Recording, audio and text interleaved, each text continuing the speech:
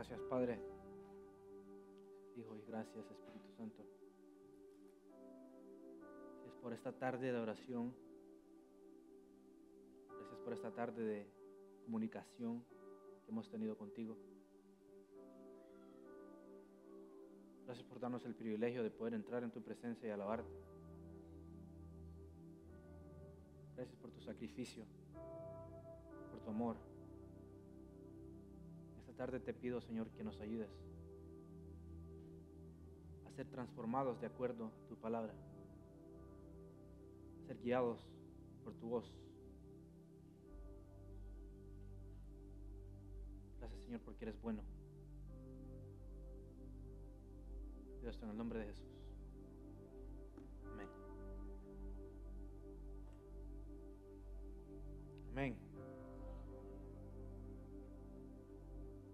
Vamos a continuar capítulo 21, empezando del 18 al 22.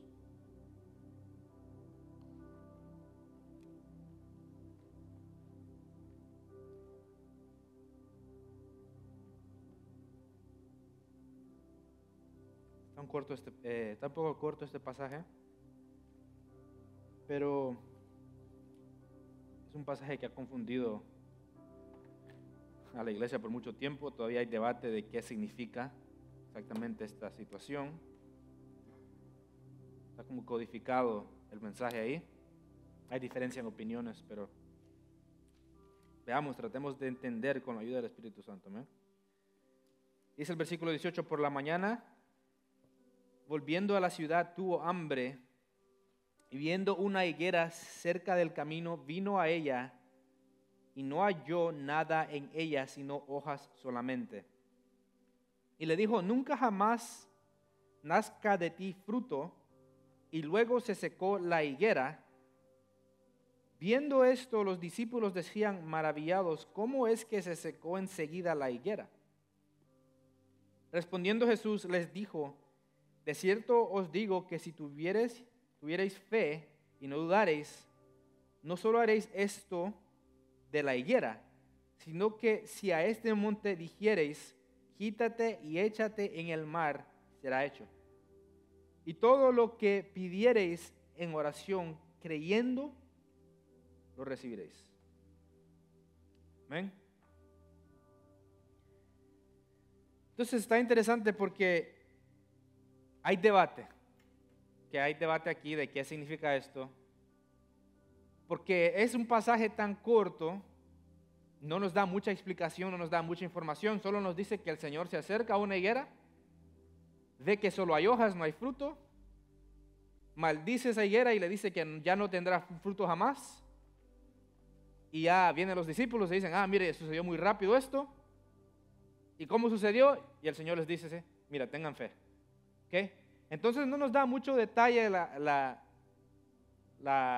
por decir, parábola o esta historia, esta enseñanza. Entonces tenemos que tratar de verlo esto por medio del Antiguo Testamento. Tal vez eso nos ayuda. Yo creo que el Antiguo Testamento nos ayuda a darle la interpretación correcta, pero aún así hay diferencia de interpretación. Pero veamos. Ok, versículo 18. Por la mañana, volviendo a la ciudad, tuvo hambre. ¿Ok?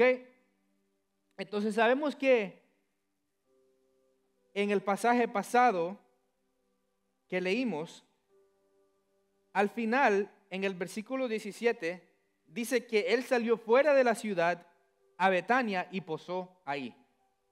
¿Ok? Entonces el pasaje anterior nos recuerda que el Señor sale de la ciudad y va a Betania. Entonces, cuando se refiere a la ciudad, ¿de qué está hablando? ¿Cuál ciudad? Salió hacia Betania, pero ¿estaba en qué ciudad? En Jerusalén. Ajá. Entonces está en Jerusalén, sale de Jerusalén. A Jerusalén se le llama la ciudad. Y va a Betania. Y de ahí regresa. Entonces, cuando está en Betania, Betania es este lugar que está cerca del Monte de los Olivos. Hay como montes en línea, una corriera, y ahí está Betania pegado al Monte de los Olivos. Entonces se cree que cuando el Señor quería orar o retirarse de las multitudes, Él salía hacia esas áreas, subía a esos montes y ahí oraba. Entonces miren interesantemente que por la mañana el Señor ya había estado orando y regresaba a la ciudad. Entonces es decir, antes de las 6 de la mañana el Señor ya había estado en esos montes orando, comunicándose con el Padre. Hay mucha reverencia y hermosura en salir y despertarse en la mañana a orar, lo cual yo no hago, no puedo. Voy a ser sincero. Yo tal vez un sábado me levanto, pero cuesta, ¿ok? Eso lleva demasiada reverencia, ¿verdad? Control propio, es decir, no al sueño y despertarnos. Le voy a decir, las veces que me despierto a orar en la mañana es porque el Señor me despierta y no me deja dormirme. Pero si fuera por mí, jamás. Pero el Señor, Él mismo se levanta y se retira a orar y a pasar en relación con su Padre. Y vemos que eso lo hace después de tener confrontaciones y después de hacer enseñanzas, después de hacer milagros. Él siempre toma ese tiempo para retirarse de la multitud a solas y pasar tiempo con Dios. Es una práctica que nosotros debemos de aprender. Es decir, nosotros cuando venimos a la iglesia recibimos palabra, oración, pero el ser humano debe de retirarse a solas a recibir directamente y a escuchar la voz del Padre. Es necesario. No debemos de descuidarlo. Es necesario para la vida cristiana retirarse y pasar tiempo a solas escuchando a Dios. ¿Verdad? Porque eso demuestra de que ahora ya tenemos disciplina, de que ahora buscamos a Dios no solo cuando venimos a la iglesia, pero en todas partes. Entonces el Señor por la mañana va regresando a Jerusalén y dice que tuvo hambre. ¿Ok? Entonces, qué interesante ese concepto que Mateo construye por medio del Evangelio. ¿No es este el mismo Jesús que le dio de comer a 5,000? Y después a 4,000 también, a 5,000 y a 4,000. ¿No es este ese mismo Jesús que le da de comer a multitudes? Pero ¿cómo es que tiene hambre? Podemos ver que Mateo empieza a demostrar aquel Dios que es poderoso, todopoderoso, soberano, pero aún así Él decide actuar de manera humilde y tiene hambre. Humanamente. ¿Cómo si le dio de comer a 5,000 no se va a poder dar de comer él mismo? ¿Cómo si le dio de comer a 4,000 no va a poder crear un pan y comer en su camino a Jerusalén? Exacto. No era necesario buscar esa higuera. Entonces eso ya nos va indicando algo en la historia. Esa higuera era para decirnos y enseñarnos algo. No es que él tenía hambre y solo por eso anda buscando una higuera. No, porque él se puede dar de comer él mismo. De hecho, él es Dios. En su naturaleza divina no tiene hambre. Pero como es humano tiene hambre. Entonces es interesante esa idea, ¿no? Ahí podemos ver la hermosura del misterio de la encarnación. El Dios que nos da de comer a todos tiene hambre. Sí. Sí. ¿Se acuerdan cuando estudiamos los 5,000 en Mateo 14? Del 13 al 21. También estudiamos 4,000 en Mateo 15. No lo vamos a leer, solo para recordarnos. 29 al 39.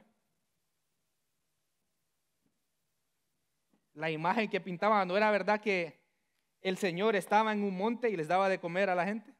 Entonces ahorita acaba de bajar de un monte y no se puede dar de comer al mismo. No, claro que sí. ¿Verdad? Es la misma situación, solo que Mateo está pintando esa idea misteriosa de la encarnación. Versículo 19. Y viendo una higuera cerca del camino, vino a ella y no halló nada en ella, sino hojas solamente, y le dijo, nunca jamás nazca de ti fruto. Y luego se secó la higuera. Ok, interesante de estos árboles, la higuera, es que la higuera produce frutos antes de tener hojas. Ok. Pero en este entonces, cuando él se acerca a la higuera, solo ve hojas. No ve fruto. ¿Ok? Entonces ahí va indicando algo. Ahí va indicando algo. Para entender lo que quiere indicar el pasaje, debemos de entenderlo leyendo el Antiguo Testamento. Primera de Reyes 4:25.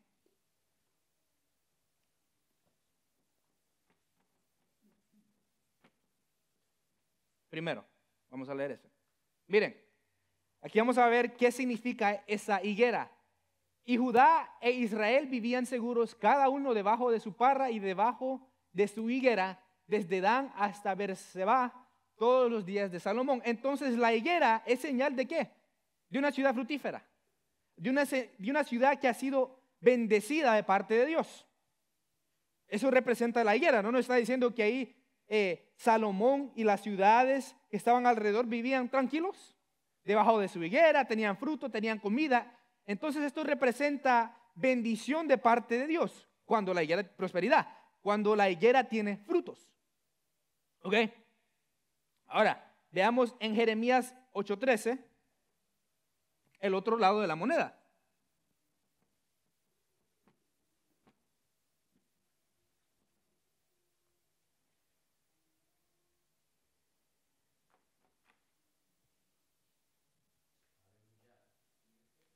Ocho 13.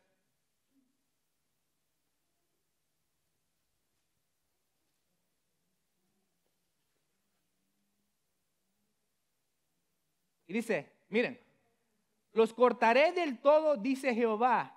No quedarán uvas en la vid ni higos en la higuera, y se caerá la hoja, y lo que les he dado pasará de ellos.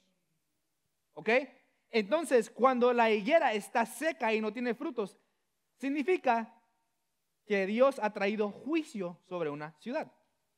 Ha declarado un juicio. Ha declarado, la bendición que yo te he dado, te la quitaré.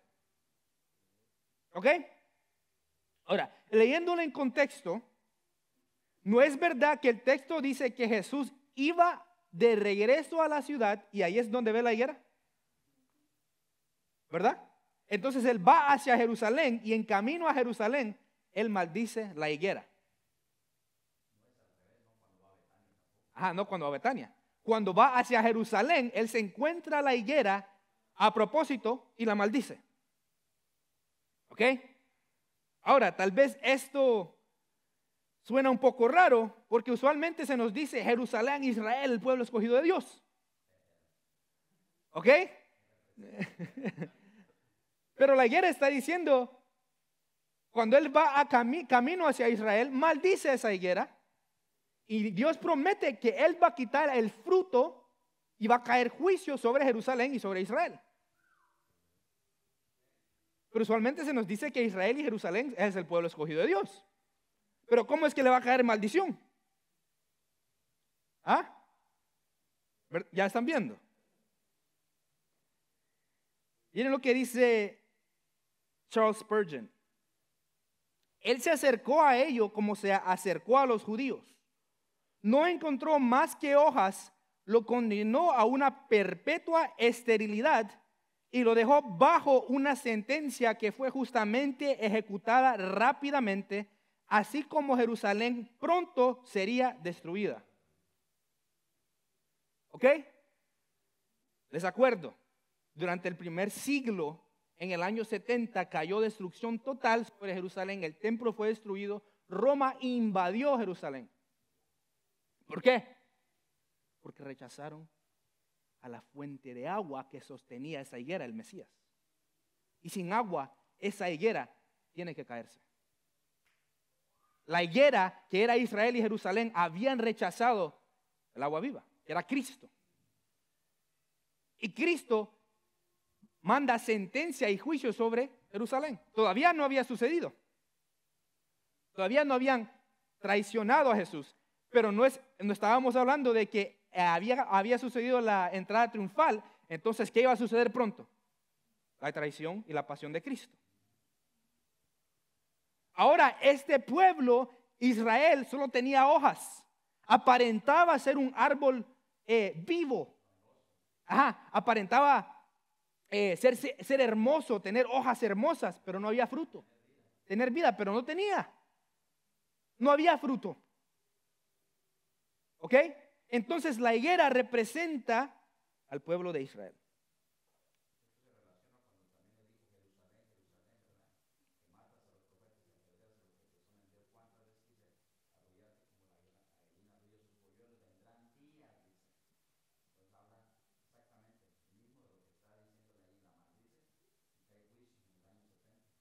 Bien pronto. ¿Ok? Bien pronto cae el juicio sobre Israel. Ahora, les quiero decir esto. El pueblo escogido de Dios es aquel el que ha entrado en el pacto eterno de Dios. En el Antiguo Testamento, los que estaban dentro de ese pacto, era el pacto de la circuncisión, eran los hijos de Abraham, Isaac y Jacob. No eran todos. En el Nuevo Testamento, nosotros hemos entrado en ese pacto, ¿verdad? Que es circuncisión interior. Y ahora, el pueblo escogido no solo son los que tienen sangre judía. ¿Ok? Cristo nos dice, Pablo nos dice que el verdadero judío es el que es judío, pero interiormente. Entonces, el pueblo escogido de Dios no solo es el que es carnalmente judío, étnico. Es aquel que está en el Mesías, aquel que cree en Cristo como su Salvador. Ese es el pueblo escogido de Dios. Judío como gentil. ¿Ok? Ya no hay división. No crea esto. No crea que por aquel se ve más bonito y es judío, Dios lo ama más a él que a usted. No, no es así. ¿Ok?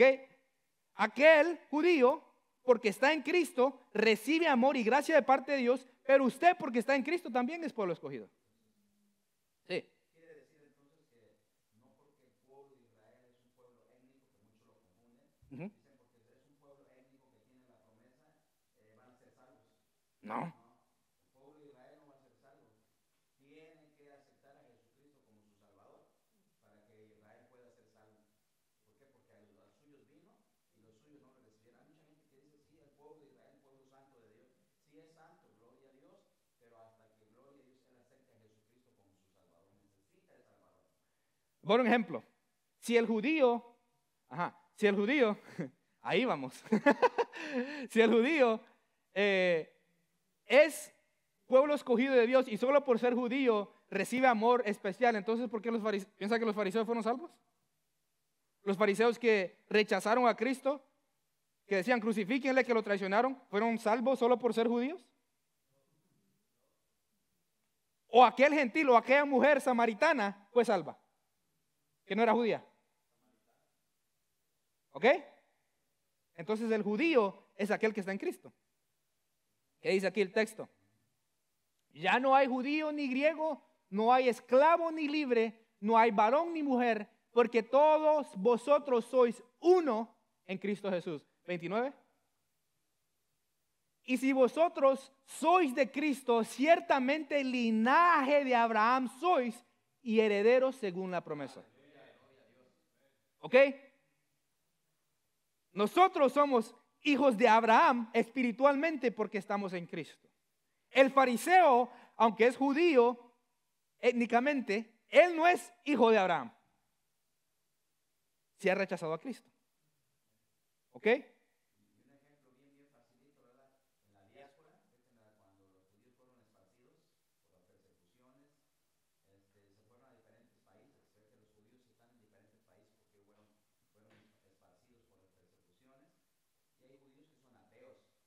Sí. Hay judíos que son gnósticos, hay judíos que son agnósticos, hay judíos que no porque son judíos, hay judíos que no creen en Dios nada menos, hay judíos que son católicos, entonces no es porque, vamos a decir, son judíos por eso van a ser salvos, no, necesitan a Cristo Como que, mire, como que hay esta sangre especial y divina judía. La única sangre especial es la de Cristo. ¿Ok? Y esa sangre fluye en el cuerpo del cristiano. Todos. Amén. Esa idea es de hecho, es una innovación. Durante la historia de la iglesia, por 1800 años, esa elevación del pueblo de Israel no existía. Decían, ahora, bajo el nuevo pacto, nosotros somos parte del pueblo escogido también, no elevamos al judío. Entonces, esa idea es muy nueva.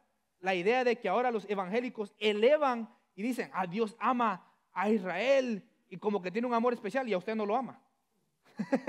No, si usted es parte del cuerpo de Cristo, Dios lo ama. ¿Ok?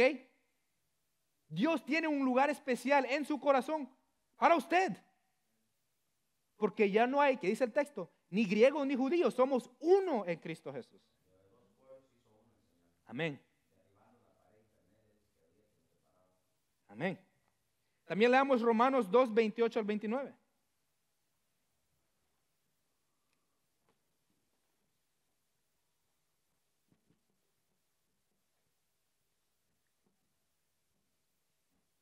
Pues miren, pues no es judío el que lo es exteriormente, es decir, físicamente, carnalmente, étnicamente. Ni es la circuncisión la que se hace exteriormente en la carne, sino que es judío el que lo es en lo interior, y la circuncisión es la del corazón en espíritu, no en letra, la alabanza del cual no viene de los hombres, sino de Dios. Entonces judío es el que es judío espiritualmente. ¿Y qué cosa más judía que aceptar y creer en el Mesías judío? Nosotros creemos en el Mesías judío, Cristo.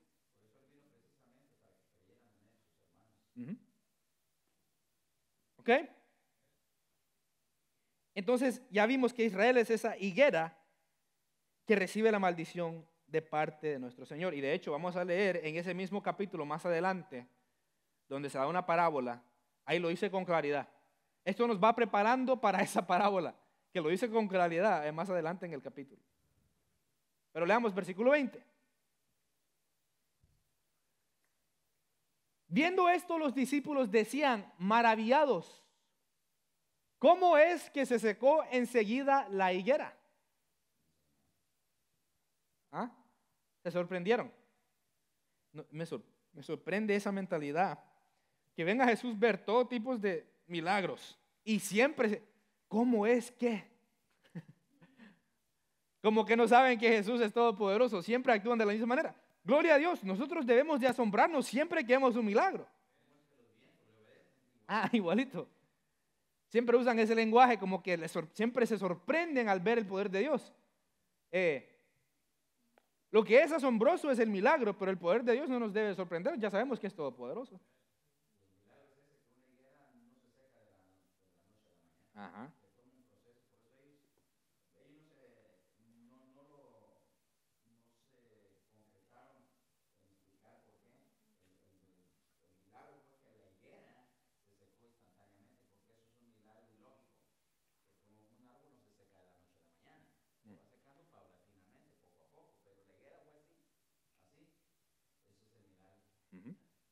Ahora, si esa higuera se seca inmediatamente, lo que nos dice el texto es que el juicio de Dios es instantáneo. ¿Verdad? El juicio de Dios, cuando cae sobre alguien, es instantáneo. Les recuerdo la historia de Adán y Eva. Dios le dice a Adán y Eva, ciertamente que el día que comas de ese fruto, ciertamente morirás. El día. Pero decimos, espérame, pero si no se murieron ese día. ¿Ok? No se murieron ese día, siguieron viviendo. Tuvieron a Caín y Abel. Entonces, ¿de qué está hablando? ¿No sucedió que ciertamente ese día hubo separación? ¿No salieron del jardín? Ciertamente, inmediatamente les cayó el juicio. Y el juicio era separación. Muerte espiritual. ¿Qué sucede? Adán y Eva ya no pueden comer del árbol de la vida. Ya están separados de la fuente de vida. Están restringidos, ya hay guardias enfrente. Querubines. Todo lo tenían, antes era acceso libre. Entonces, inmediatamente lo que sucede es separación de aquella fuente de vida. Separación de aquella agua viva, de aquel árbol que da vida. Igualmente a la higuera, inmediatamente es separado y cortado de aquella agua viva y se seca. Ahora, a Israel el juicio, miren, ¿qué sucede durante la crucifixión de Cristo? No suceden terremotos, no sucede oscuridad, ¿verdad? Ahí empiezan los dolores que le cae a Jerusalén. El velo.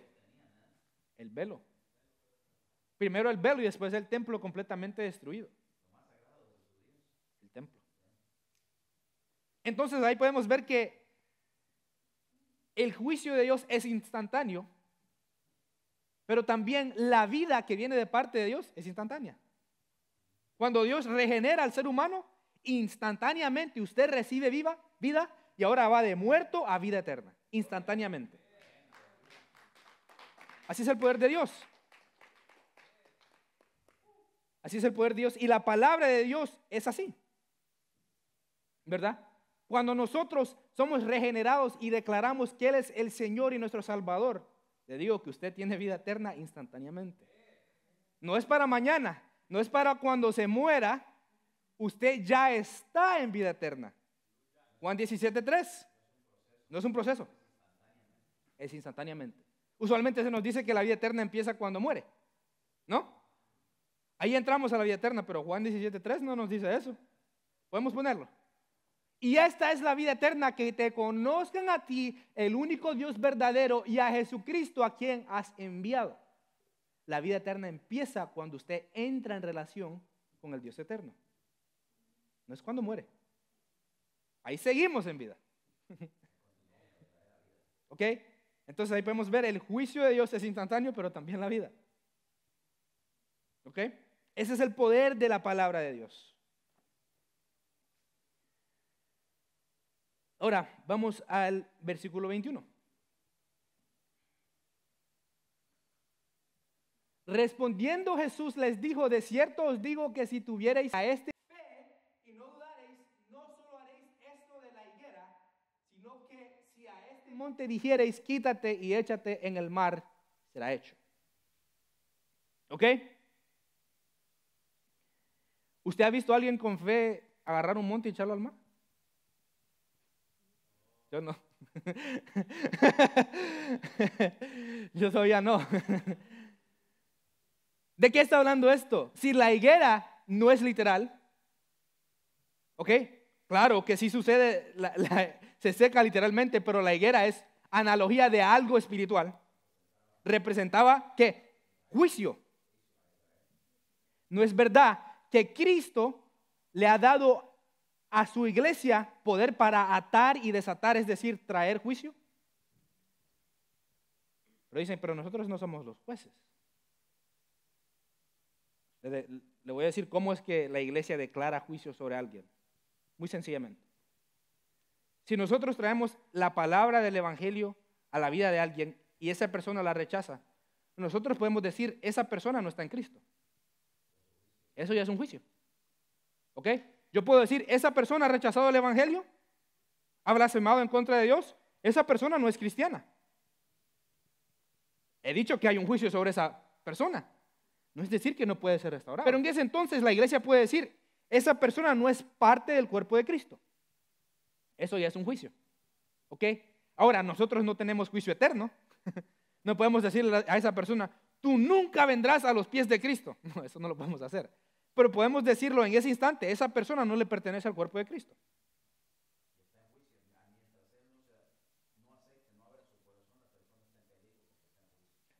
Leamos Juan 3:16 y después el 36. El 16 es famoso, todos lo saben. Pero nos falta leer hasta el 36. El 16, porque de tal manera amó Dios al mundo que ha dado a su Hijo unigénito para que todo aquel que en Él cree no se pierda, mas tenga vida eterna. Amén. 36. El que cree en el Hijo, ¿tiene qué? Vida eterna. Pero el que rehúsa creer en el Hijo, no verá la vida, sino que la ira de Dios está sobre él. Ese es juicio. No, está. Ese es juicio. Instantáneamente le cae la ira de Dios sobre él por haber rechazado al Mesías. ¿Ok? Es instantáneo. ¿Verdad? Ok. Y versículo 22. Y todo lo que pidiereis en oración creyendo, lo recibiréis. Amén. Ya hemos hablado acerca de esto. Cuando pedimos en oración y creemos que Dios es todopoderoso, sí recibimos, pero de acuerdo a su voluntad. Ok, eso es muy claro. Porque nosotros podemos orar con fe todo lo que queramos, pero no, si no está de acuerdo a la voluntad de Dios, no sucede. Ok, eso es muy, muy claro.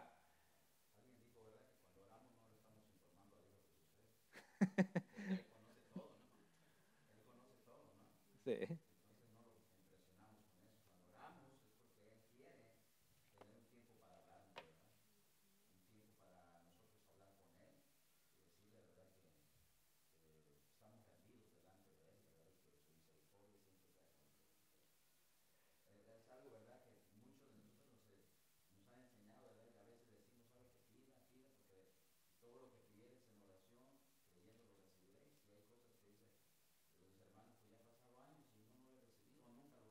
Yo creo y he tenido fe. Algunos dicen, pero no tuviste la suficiente.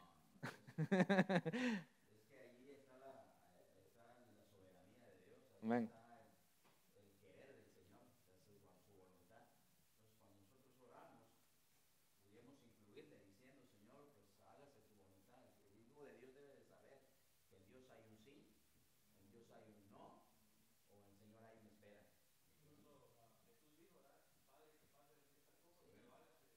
Hágase tu voluntad.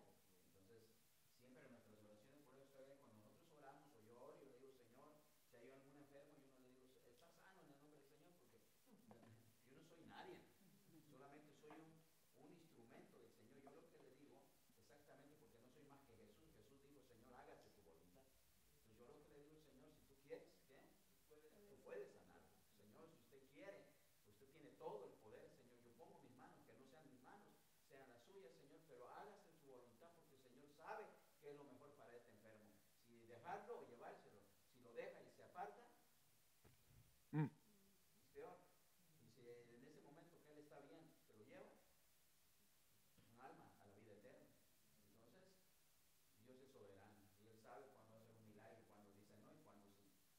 Amén. Muchas veces he visto ciertas enseñanzas que pintan al Señor como un genie. ¿Sabe que un genie, un genio de esos que salen de las lámparas cuando le hace así? Sale de la lámpara y usted le dice, aquí está mi deseo, ay, te lo doy. ¿Verdad? Entonces nosotros sobamos esa lámpara cuando vamos al altar y el Señor nos dice, te doy tu deseo. Si mi deseo no está de acuerdo a la voluntad de Dios y si no está en línea con su reino, de hecho puede ser que sea para maldición si le da eso. Entonces el Señor es sabio y Él sabe lo que le debe dar y lo que no le debe dar. Exacto. Él nos cuida de nuestros propios deseos, Él nos cuida. Él sabe lo que es para bendición. Y aunque no lo entendamos. Ya.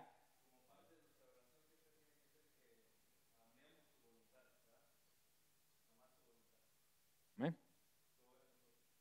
Amén.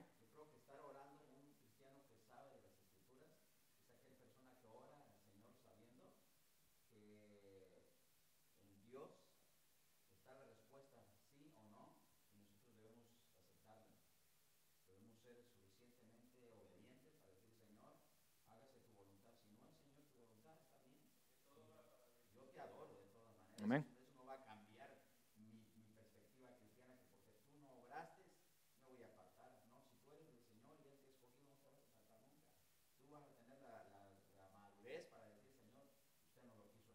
Amén. Y no dudamos de su poder porque milagros hemos visto. Y montones. Montones de milagros he visto. El poder de Dios, sin duda.